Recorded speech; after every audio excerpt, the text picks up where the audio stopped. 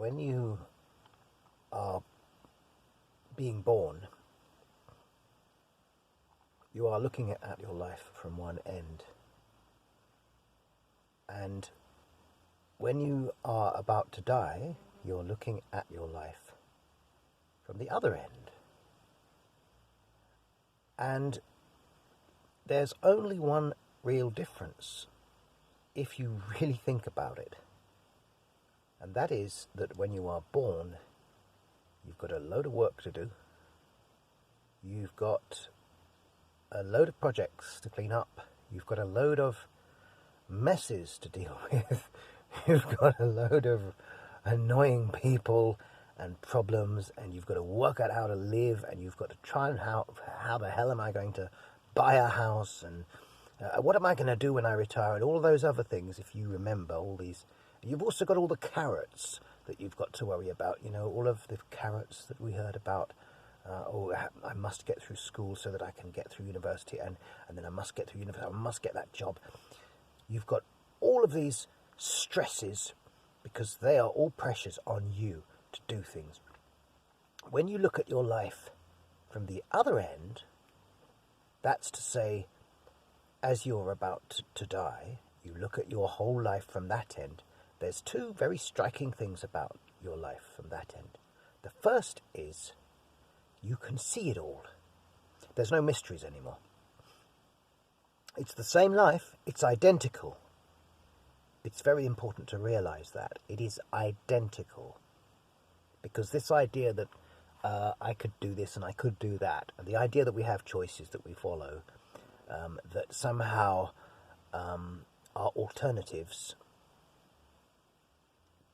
makes us feel that there's something flexible about life from birth, looking at it that end.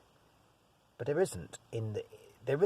It's not flexible in the sense that there are different kinds of life that you could lead. You're only going to lead the one life that you lead, because that's who you are. And your life actually is just nothing more or less than an expression of who you are this time, in this manifestation. It's just an expression of the content of this manifestation. But when you look at it from the other end, from the end before you're just about to die, there's no more work to do. It's all been done for you. It's all been done. That's why we say rest in peace, isn't it? Because the idea of rest is not just the idea that after you die you will rest, but the idea is that when you look at all these activities, they're done. They're all done. You have expressed all those things. It's all been done. Every dream that you had, every hope that you had, all of those things that projects and difficulties that you were so dreading having to overcome and find the energy for, you found it, it's done. You can look at it now as free energy almost, because you're just looking at it not from a point of having to think about expending the energy, but from a point of where the energy's, it's done. It's done. There it is. There it is. I raised those children. There they are. I built that house. I wrote that book. I made that music. I danced. I laughed. I made other people laugh. I made people happy. They made me happy. It's all done. It's all there, done, completed. And isn't that what you wanted? To complete those things?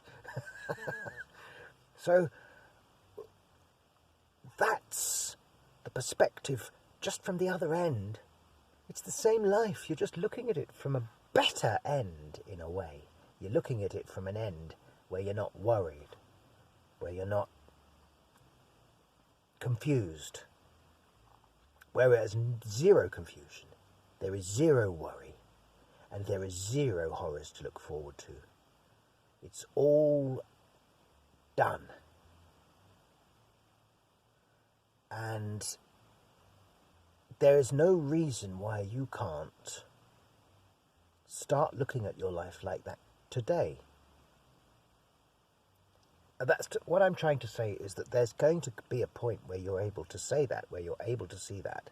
But you don't know if you're going to die tomorrow or in a year or in 10 years. You don't know that. I mean, you could be incredibly healthy. You could cross the road tomorrow and someone's changing the radio station. So you've got to kind of, if you're gonna take on this idea that I've just put forward, then you've got to really start it today. Start doing it today.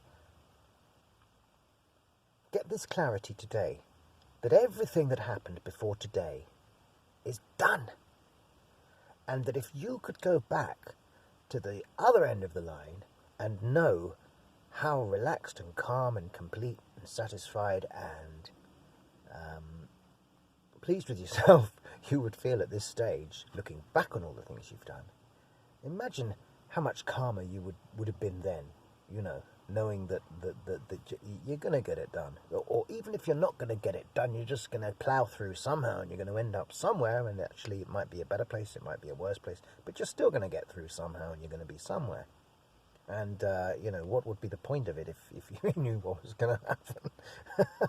The only point of knowing what was going to happen is when you get to the other end. You could look back and say, aha, I know what was going to happen in the story because I've read the book now. And there's two really wonderful moments when you take a book off the shelf and read it, isn't there? There's when you open that first page and the excitement of all the myriad of possibilities that lie between the two covers of this book. But there's also another moment in the book which is fantastic, and that is the very final page where you get to the end of the book and you got the whole thing in here. But there's also moments along the way where you think, I'm so glad I invested in reading this first part of the book. Or as Stephen King says, I ate my greens because I can enjoy my dessert now. Excuse me. Here comes another, usually three. And at the very end of the book, you get your dessert.